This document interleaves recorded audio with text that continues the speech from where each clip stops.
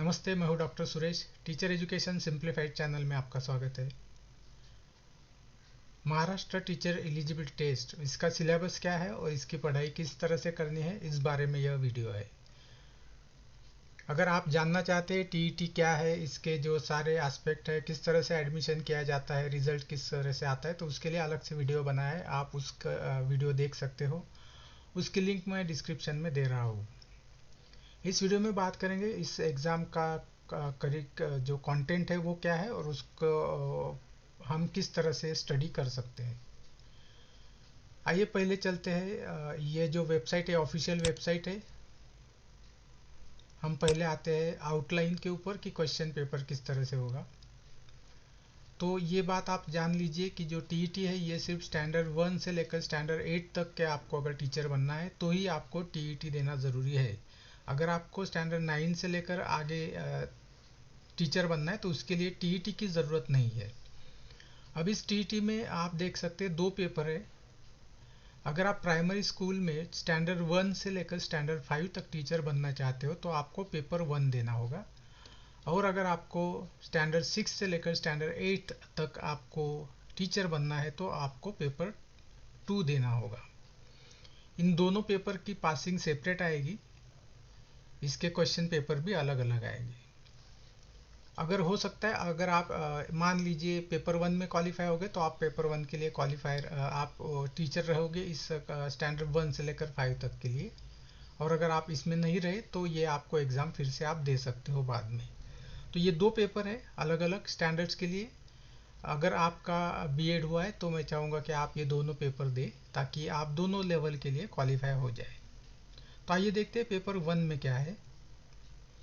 Paper 1 जो है standard 1 और स्टैंडर्ड 5 तक के लिए टीचर बनने के लिए ज़रूरी है।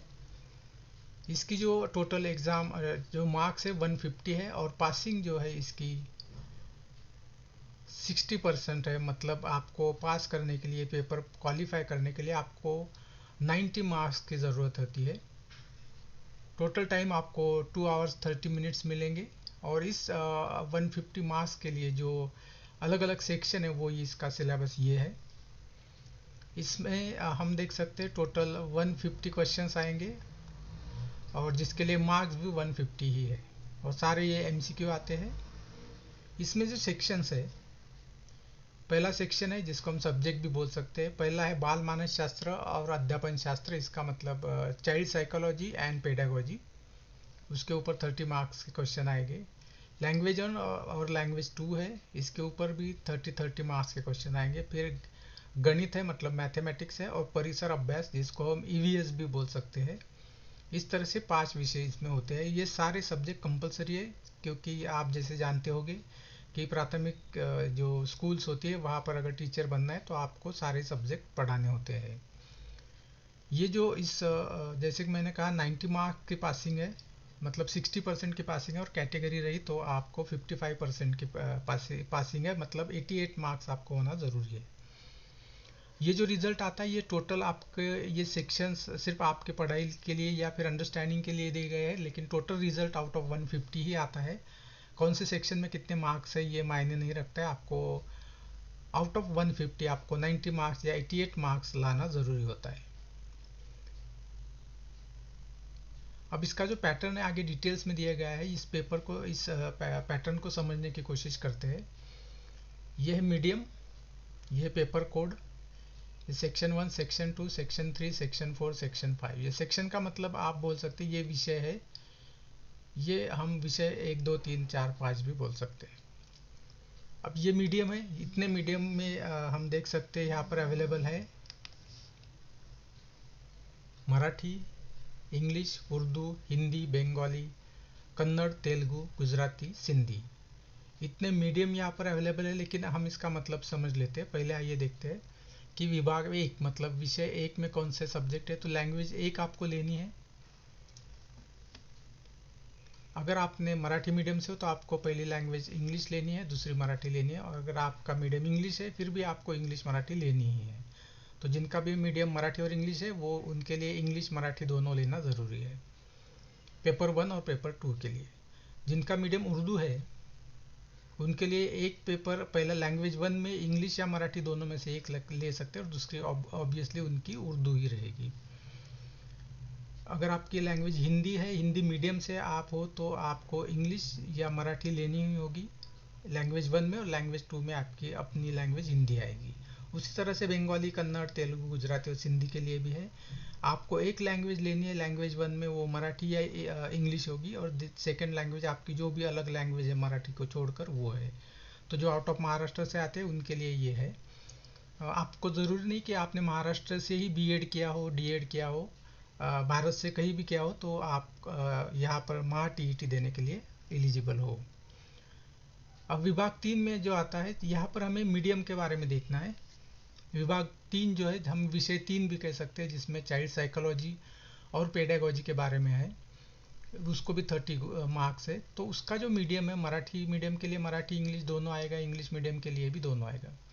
सिर्फ उर्दू के लिए एक फ़र्क है, उर्दू के लिए यहाँ पर उर्दू और मराठी उर्दू और इंग्लिश आने वाला है, मराठी इनके लिए अवेलेबल नहीं है। अब बाकी जो लैंग्वेजेस आपने सिलेक्ट किए जो महाराष्ट्र से नहीं आते, जिन्हें हिंदी, बंगाली, कन्नड़, तेलुगु, गुजराती, सिंधी है, उनके लिए देखिए पेपर 3, 4, 5 जो है वो मराठी और इंग्लिश में ही अवेलेबल है, उनकी अपनी लैंग्वेज में ये अवेलेबल नहीं है। यहाँ पे देख लेते बंगाली है, बंगाली है, तो उनका अगर भाषा उन्होंने बंगाली लिए, उसके बावजूद भी उन्हें विषय 3, 4, 5 अगर देखते हैं तो मराठी या इंग्लिश में ही पेपर क्वेश्चन आएंगे। तो यहाँ पर मीडियम जो है ऑफ इंस्ट्रक्शन जो क्वेश्चन पेपर का है, वो मेनली हम देखेंगे मराठी और इंग्लिश है, और सिर्फ उर्दू कैंडिडेट के लिए उर्दू और इंग्लिश है। तो अगर आप किसी अमराठी प्रदेश से आते हो तो आपको जो बाकी के जो सब्जेक्ट या तो मराठी में देने होंगे या इंग्लिश में देने होंगे। यह पेपर 1 के लिए। अगर आपने पेपर 1 ये क्वालिफाई कर लिए आउट ऑफ 150 90 मार्क्स, तो आप क्वालिफाई हो जाएंगे स्टैंडर्ड 1 से लेकर स्टैंडर्ड 5 तक टीचिंग करने के लिए। अब पेपर 2 की तरफ आते हैं। पेपर 2 जो है, जिसको हायर प्राइमरी सेक्शन भी कह सकते हैं, स्टैंडर्ड 6 से लेकर स्टैंडर्ड 8 तक। यहाँ पर भी टोटल मार्क जो है 150 है। पासिंग क्राइटेरिया सेम है, 60% या 55% कैटेगरी के लिए। मतलब अगर जनरल कैटेगरी है तो आपको 90 मार्क्स पासिंग है, और अगर आप कैटेगरी से बिलोंग करते हो तो 88 मार्क्स आपको ज़रूरी है आउट ऑफ 150। इसमें पेपर 2 में भी आपको 2 आवर्स 30 मिनट्स मिलते हैं, और क्वेश्चन का जो नेचर है वो भी MCQ है। इसमें 4 सेक्शन है जो 150, हम उनको 4 विषय भी कह सकते हैं। पहला अगेन चाइल्ड साइकोलॉजी और पेडागोजी है, उसके लिए 30 मार्क्स है। लैंग्वेज 1 उसके लिए भी 30, लैंग्वेज 2 के लिए भी 30। और पेपर जो 4 है या सेक्शन 4 है, उसमें आपको 2 ऑप्शन है। जो कैंडिडेट साइंस मैथ से बिलोंग करते हैं, BSc MSc किया, वो यह साइंस और मैथ्स ले सकते हैं। जो कैंडिडेट आर्ट्स फैकल्टी से, वो यहाँ पर सोशल स्टडीज़ दे सकते हैं। तो यहाँ पे चॉइस होगा, जब आप फॉर्म भरोगे यहाँ पर आपको ये ऑप्शन दिखाई देगा। जो कॉमर्स बैकग्राउंड से आते हैं वो अपने जो भी टीचिंग मेथड्स है उस हिसाब से वो ये कैटेगरी सिलेक्ट कर सकते हैं। अगर उन्होंने कोई सब्जेक्ट लिया है और जो साइंस मैथ से होता हो या फिर सोशल स्टडीज़ में, तो उस तरह से आप अपनी जो यहाँ पर विषय वो सिलेक्ट कर सकते हो, जिस भी सब्जेक्ट में आपको टीचर बनना है। अगेन यहाँ पे भी पासिंग क्वालिफिकेशन जैसे मैंने आपसे कहा कि 90 मार्क्स है। इसके बाद ये नेक्स्ट टेबल जो, इसमें यहाँ पर डिटेल स्ट्रक्चर दिया हुआ है एग्ज़ाम के बारे में। उसी तरह से जिस तरह से पेपर 1 में है, पेपर 2 में भी उसी तरह से टेबल में कोई बदलाव नहीं है। आप देख सकते हैं यहाँ पर इतने मराठी और इंग्लिश मीडियम के अलावा उर्दू, हिंदी, बंगाली, कन्नड़ी, तेलुगु, गुजराती, सिंधी मीडियम अवेलेबल है। पेपर 1 जो होगा वो होगा इंग्लिश या मराठी, और सेकंड जो पेपर होगा उसमें आप अपनी लैंग्वेज सिलेक्ट कर सकते हो। पेपर 3 और 4 जो है उसका जो मीडियम है, आप देख सकते हैं मराठी या इंग्लिश ही है। इसमें कोई आपका अपना, मान लीजिए कोई गुजराती मीडियम से, तो उनके लिए पेपर गुजराती में नहीं है। पेपर जो है पेपर 3, 4 जो है वो मराठी या इंग्लिश में ही है। सिर्फ उर्दू मीडियम के लिए फैसिलिटी अवेलेबल है कि वो उनके लिए उर्दू या इंग्लिश में पेपर अवेलेबल होगा।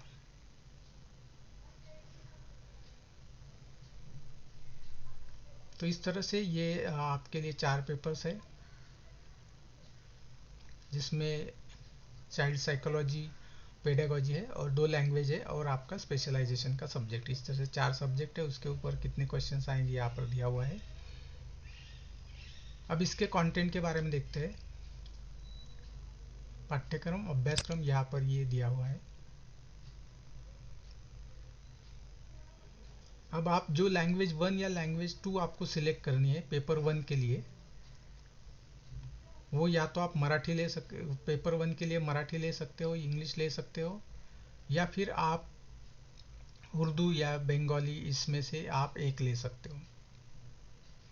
और लैंग्वेज 2 के लिए भी आप ये मराठी या इंग्लिश ले सकते हो, या फिर उसके अलावा भी आप यहाँ पर भाषा 2 में आपको मराठी या इंग्लिश को कोई चॉइस नहीं है।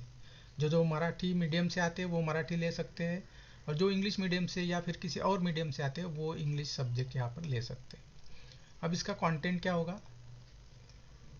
जो टीचर बनना चाहते हैं स्टैंडर्ड 1 से लेकर स्टैंडर्ड 5 के लिए, बाल मानस शास्त्र और अध्यापन शास्त्र, इसका मतलब है चाइल्ड साइकोलॉजी और पेडागोजी। अब आपको इसके लिए आप ज़रूर पूछोगे कि कौन से बुक्स यहाँ पर अवेलेबल है, कौन से बुक्स हमें रेफ़र करने चाहिए। तो मेरा जवाब यही है कि मैं कोई भी बुक यहाँ पर आपको रेफ़र नहीं करूँगा।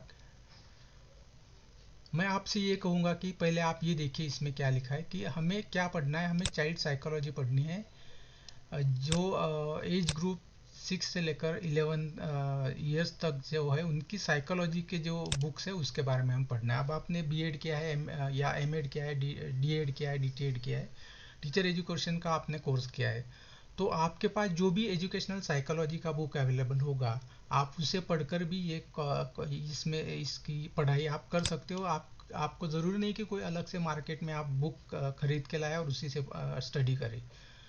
आपके पास जो भी एजुकेशनल साइकोलॉजी का बुक है उसमें से आप ये पॉइंट निकालिए कि जो भी रिलेटेड है पॉइंट्स एज 6 से लेकर 11 तक, वो किस तरह से उनकी अध्ययन अध्यापन प्रक्रिया, उनकी टीचिंग लर्निंग प्रोसेस किस तरह से होती है, उनको किस तरह से पढ़ाना चाहिए, उनकी ग्रोथ एंड डेवलपमेंट किस तरह से होती है, उनकी साइकोलॉजी किस तरह से होती है, उनको असेस किस तरह से किया जाना चाहिए, इस पॉइंट के बारे में आप पढ़िए, अपना कॉन्सेप्ट क्लियर कीजिए। जो मार्केट में कुछ एग्ज़ाम से रिलेटेड बुक अवेलेबल है वो सीधे एमसीक्यू की तरफ जाते हैं और उनका जो काम होता है एमसीक्यू देना होता है। तो अगर आप सिर्फ एमसीक्यू पढ़ोगे तो एमसीक्यू से सारे आप क्वेश्चन पेपर नहीं दे सकते हो, क्योंकि वो क्वेश्चन तो नहीं आने वाले हो, तो इतने सारे एमसीक्यू भी आप याद नहीं रख सकते, ध्यान नहीं रख सकते।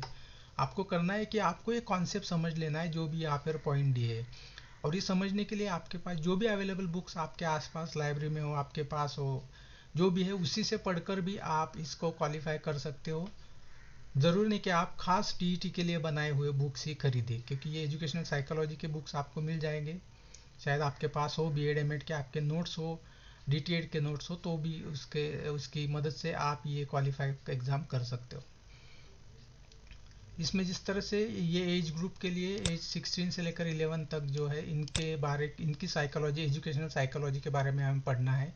इसके सिवा जो चाइल्ड विद स्पेशल नीड्स होते हैं, जिन्हें हम दिव्यांग बोल सकते हैं या फिर जिन्हें हम स्पेशल चाइल्ड बोलते हैं, अलग अलग शब्दों का इस्तेमाल किया जाता है, चैलेंज स्टूडेंट बोल सकते हैं, उनके बारे में एजुकेशनल साइकोलॉजी को मिलाकर हमें ये कॉन्सेप्ट पढ़नी है। उनके कैरेक्टरिस्टिक क्या है, फीचर क्या है, एजुकेशनल प्रोसेस किस तरह से की जाती है।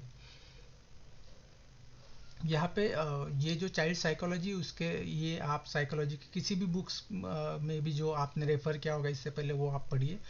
दूसरे जो है वो पेडागोजी के बारे में, पेडागोजी के बारे में आपको एज ए टीचर किस तरह से आपको स्टूडेंट को हैंडल करना है, आपको कौन कौन सी क्वालिटी की ज़रूरत होती है अच्छा टीचर बनने के लिए। आपको अलग अलग सिचुएशन दी जाएगी, यहाँ पर आपको ये देखा जाएगा कि आपकी क्या कॉन्सेप्ट्स है टीचिंग के बारे में। वहाँ पे आपको ये देखना है कि आप जो भी क्वेश्चंस आते हैं उसमें आपको ये देखना है कि ज़्यादा से ज़्यादा आपके जो आंसर हो साइकोलॉजिकली करेक्ट हो, एजुकेशनल साइकोलॉजी के हिसाब से करेक्ट हो, पेडागोजी के हिसाब से करेक्ट हो। हम ये पूरी जो एजुकेशनल प्रोसेस होते हैं वो स्टूडेंट सेंटर बताते हैं।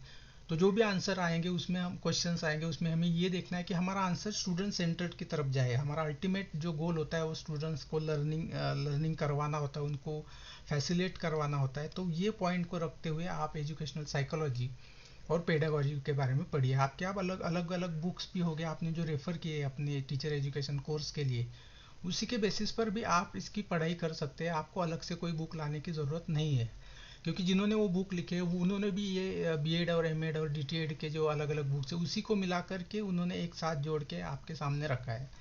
तो अगर आप खुद से अगर ये पढ़ाई करें और कॉन्सेप्ट को समझे, ना कि एमसीक्यू को याद करें, कॉन्सेप्ट को समझे और उसके हिसाब से अगर आप पढ़ाई करते हो तो आपको सवाल किसी भी एंगल से घुमा फिरा कर भी पूछा जाता है, तो क्योंकि आपकी थ्योरी पक्की, आपकी कॉन्सेप्ट क्लियर है, तो आप उसका जवाब दे सकते हो।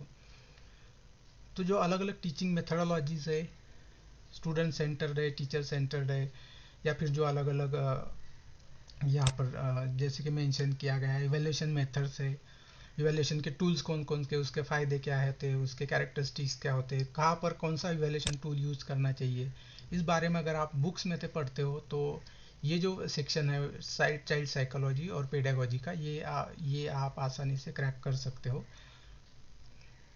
इसमें आप जो भी बुक्स आपने रेफ़र किए, जो भी आपके पास अवेलेबल है, आप उसी में से पढ़कर भी आप ये कर सकते हो, क्योंकि ये जनरल होता है। ये अंडरस्टैंडिंग ऑफ कॉन्सेप्ट के ऊपर होता है कि आप कॉन्सेप्ट को कितना समझे हो, इसको अप्लाई कितना कर सकते हो, इसी के ऊपर ज़्यादा फोकस होता है। तो ज़रूरी नहीं कि कोई स्पेसिफिक बुक ही आपको पढ़नी है, जो भी आपके पास अवेलेबल है चाइल्ड साइकोलॉजी और पेडागोजी के बारे में उसी को आप पढ़िए। अब यहाँ पर ये दिया गया है कि ये जो बेस इसमें आएगा, तो ये जो डीटीएड कोर्स है महाराष्ट्र में, उस पर बेस्ड ये सिलेबस है। तो अगर आपने डीटीएड किया है तो आपके पास साइकोलॉजी का बुक होगा, एजुकेशनल साइकोलॉजी पेडागोजी का, तो आप उसके बेस पर स्टडी कर सकते हो। अगर आपके पास नहीं तो आप किसी भी कॉलेज में जाकर ये बुक्स आपको मिल सकते हैं। अगर आप किसी दोस्त ने डीटीएड किया है तो उनसे भी आपको ये बुक्स मिल सकते हैं।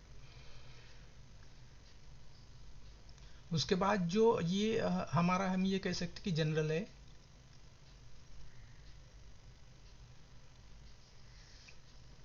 तीसरे से पहले ही शायद ये रह गया था। पेपर 1 के लिए लैंग्वेज के लिए जैसे कहा गया है, स्टैंडर्ड 1 से लेकर स्टैंडर्ड 5 तक का जो सिलेबस है वो रहेगा। लैंग्वेज में ज़्यादा इसमें ग्रामर या जो अलग अलग भाषिक कौशल्य होते हैं उनके बेस पर ही ये क्वेश्चन आते हैं। इसके लिए आपको पढ़ने स्टेट बोर्ड के जो स्टैंडर्ड 1 से लेकर स्टैंडर्ड 5 तक के लैंग्वेज, जो भी आपने लैंग्वेज लिए, सारे लैंग्वेजेस के बुक्स अवेलेबल है। उनको डाउनलोड कैसे करने बाल भारती की साइट से ऊपर से मैं आपको उसकी लिंक दे रहा हूँ। तो पेपर 1 के लिए आपको जो टेक्स्ट बुक है इस लैंग्वेज के लिए, जो भी लैंग्वेज आपने सिलेक्ट किए उनके लिए टेक्स्ट बुक पढ़िए। फिर आते हैं चाइल्ड साइकोलॉजी और पेडागोजी के बारे में भी, जो भी आपके बुक्स है उसको पढ़िए। फिर आते हैं स्टैंडर्ड सब्जेक्ट 4 की तरफ जो मैथ्स है।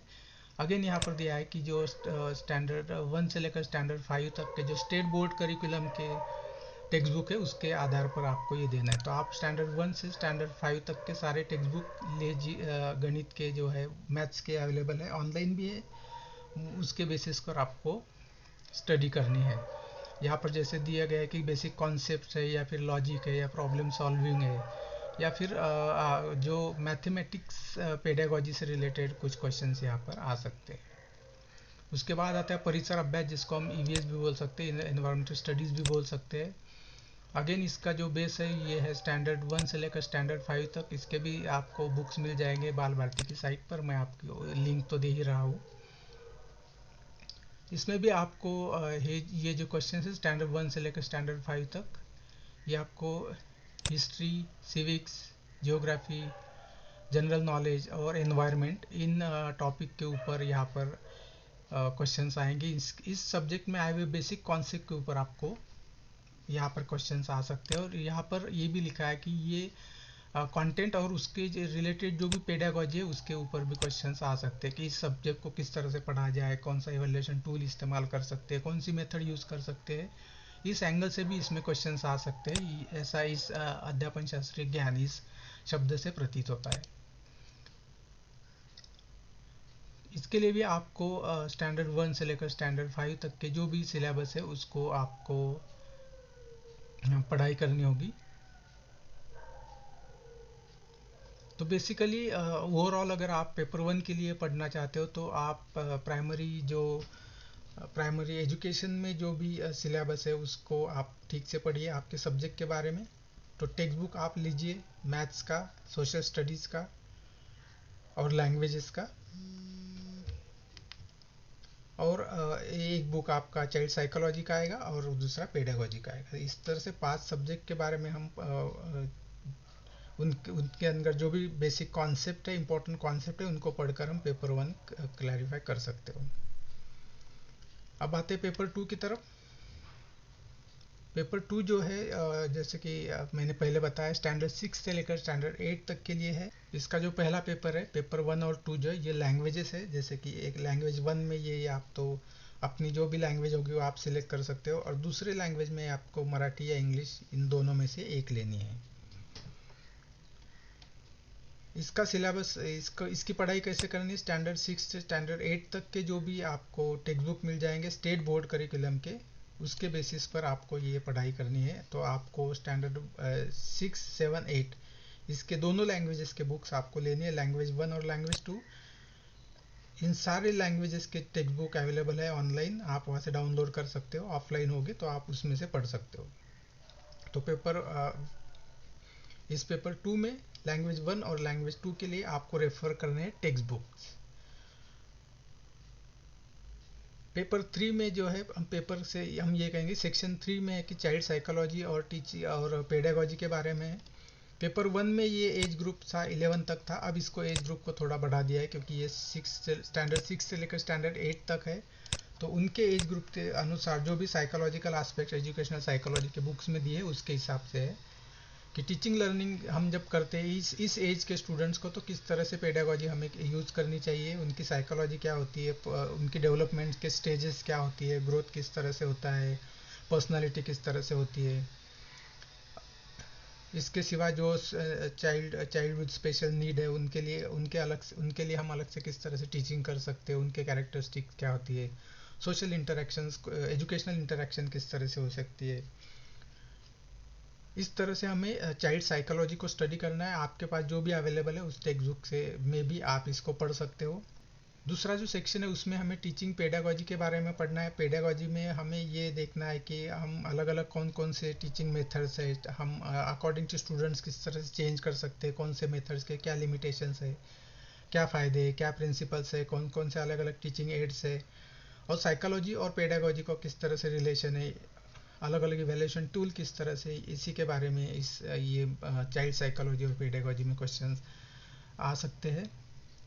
इसके लिए बेस यही लिया गया है कि जो भी डिटेल्ड कोर्स में जो एजुकेशनल साइकोलॉजी में जो एज 11 से लेकर एज 14 तक जो भी है साइकोलॉजिकल पोर्शन दिया गया है उसके आधार पर ही हम कर सकते हैं। या सिवाय जो फिलहाल जो भी बीएड और बीएड में भी जो साइकोलॉजिकल एस्पेक्ट का एक्सप्लेनेशन दिया होता है एज 11 से लेकर 14 तक, तो वो भी आप पढ़ सकते हो। तो इसका मतलब जो भी डीएड बीएड से रिलेटेड जो भी आपके पास बुक्स हो उसके आधार पर हम चाइल्ड साइकोलॉजी और पेडागोजी का स्टडी कर सकते हो। उसके बाद पेपर 4 जो आता है उसमें जो दो चॉइस दिए गए हैं, एक तो आप मैथ साइंस आएंगे या फिर आप सोशल स्टडीज़ में आएंगे। मैथ साइंस का आते हैं तो आपको स्टैंडर्ड 6 से लेकर स्टैंडर्ड 8 तक का जो सिलेबस है, जो टेक्स्ट बुक है वो स्टेट बोर्ड के टेक्स्ट बुक आपको पढ़ने, इसमें से सारे मेन कॉन्सेप्ट आपको पढ़ने हैं। तो आपको ये भी स्टैंडर्ड मैथ्स के भी पढ़ने हैं और साइंस के भी यहाँ पे पढ़ने हैं। तो आपको स्टैंडर्ड 6, 7, 8 के मैथ्स और साइंस दोनों में से आपको ये पढ़ाई करनी है, आपको ये स्टडी करनी है। 30 मार्क्स आपको मैथ्स के लिए है, 30 मार्क्स साइंस के लिए, दोनों मिलाकर 60 मार्क्स है। हालांकि ओवरऑल आपको 150 से ही रिजल्ट आने वाला है, लेकिन ये हमारे अंडरस्टैंडिंग के लिए दिया हुआ है। यहाँ पर ना सिर्फ आपको कंटेंट के बारे में पूछा जाएगा बल्कि पेडागोजिकल एस्पेक्ट से भी कुछ सवाल किए जा सकते हैं। इसका मतलब आप इस यूनिट को किस तरह से पढ़ाएंगे, इसके ऑब्जेक्टिव स्पेसिफिकेशन किस तरह से हो सकते हैं, कौन सी मेथड यहाँ पर एप्लीकेबल है, इस तरह से भी कुछ कंटेंट और मेथड को मिलाकर भी सवाल यहाँ पे पूछे जा सकते हैं। तो साइंस मैथ्स के जो कैंडिडेट है वो इसके लिए जाएंगे, जो आर्ट्स फैकल्टी से आते हैं वो सोशल स्टडीज़ में जाएंगे। अगेन उनके लिए यहाँ पे 60 मार्क्स है। इसमें आपको जो भी स्टैंडर्ड 6 से लेकर 8 तक जो भी सोशल स्टडीज से रिलेटेड जो भी टेक्स्ट बुक है उसको आपको पढ़ना है। मतलब यहाँ पर हम देख सकते हैं कि हिस्ट्री जियोग्राफी को आपको यहाँ पर पढ़ना है सोशल स्टडीज़ में। आपको अगेन इसमें भी आपको उसी तरह से क्वेश्चंस आएंगे, कंटेंट के ऊपर सीधे आएंगे, और उसके सिवा उसका रिलेशन हम पेडागोजी से किस तरह से जोड़ सकते हैं, इस सब्जेक्ट को आप किस तरह से पढ़ाओगे, उसके क्या एवेल्यूशन किस तरह से किया जाएगा, इस एंगल से भी कुछ सवाल इसमें, एप्लीकेशन लेवल के भी सवाल इसमें आ सकते हैं, ऐसा इससे प्रतीत होता है। तो कुल मिलाकर आपको इसके रेफरेंस बुक के लिए आपको स्टैंडर्ड 6 से लेकर स्टैंडर्ड 8 तक के टेक्स्ट बुक रेफर करने हैं। महाराष्ट्र में जो डीटीएड का सिलेबस चलता है वो भी इसके लिए बेस दिया है, उसमें भी आप पढ़ सकते हो। या फिर स्टेट बोर्ड की तरफ से जो स्टैंडर्ड 1 से लेकर 12 तक की बुक्स है उसके भी बेसिस उसका भी आप स्टडी कर सकते हो। या फिर बीएड और एमएड बीएड का जो सिलेबस है उसका भी बेसिस पर आप पढ़ाई कर सकते हो। तो कुल मिलाकर अगर आपको पेपर 2 देना है तो लैंग्वेज 2 के लिए आपको टेक्स्ट बुक दोनों लैंग्वेज के लिए, चाइल्ड साइकोलॉजी और पेडागोजी के लिए उसके जो भी आपने जो भी आपके पास बुक है पेडागोजी के लिए और चाइल्ड साइकोलॉजी के लिए। उसके बाद अगर आपका मैथ साइंस है तो उसके टेक्स्ट बुक, अगर आपका सोशल स्टडीज़ लिया है तो उसके टेक्स्ट बुक। इसके अलावा डीटीएड का जो कोर्स है महाराष्ट्र में चलता है उसके बेसिस पर, और जो बीएड के करिकुलम है उसके बेसिस पर आप इसकी पढ़ाई कर सकते हो। अगर आप मार्केट से बुक्स लेते हो तो उसका फ़ायदा ये होता है कि आपको सारी चीज़ें एक बुक में मिल जाती है और आप उसके ऊपर फोकस करके आप कम समय में ज़्यादा पढ़ सकते हो। लेकिन अगर आप दूसरी तरफ अगर अलग अलग टेक्स्ट बुक लेकर या रेफरेंस बुक से पढ़ते हो तो आपको कॉन्सेप्ट ज़्यादा अच्छी तरह से समझ में आती है, आपके पास समय होता है, आप कॉन्सेप्ट को समझ लेते हो और आपको किसी भी तरह से पूछे हुए सवाल को आप जवाब दे सकते हो। तो आप ये समझने के लिए कि एमसीक्यू किस तरह से आते हैं, किस तरह से पूछे जा सकते हैं, इसके लिए आप मार्केट में जो रेडी बुक्स है वो भी आप उसकी स्टडी कर सकते हो। और बेसिक कॉन्सेप्ट समझने के लिए आप रेफरेंस बुक का इस्तेमाल कर सकते हैं, जो कि जैसे कि इस वेबसाइट पे दिया हुआ है। आखिर में मैं यही कहूँगा कि आपको तीन तरह के रेफरेंसेस यूज़ कर सकते हो। एक टेक्स्ट बुक, दूसरा एजुकेशनल साइकोलॉजी और पेडागोजी के रेफरेंस बुक जो आपने डीटीएड और एमएड में बीएड में उसकी पढ़ाई की है, और तीसरा जो मार्केट में अवेलेबल बुक्स है टीईटी के लिए उसका भी आप इस्तेमाल कर सकते हो। इस तीनों के मिश्रण से, कॉम्बिनेशन से आप इस कॉन्सेप्ट को समझिए, सारे जो भी कॉन्सेप्ट सारा कंटेंट है उसको कॉन्सेप्ट को ठीक से समझिए, और उसके आधार पर निश्चित तौर पर आपको एक अच्छा सक्सेस इस एग्ज़ाम में आए। इसके लिए मेरी तरफ से आपको बहुत बहुत शुभकामनाएं।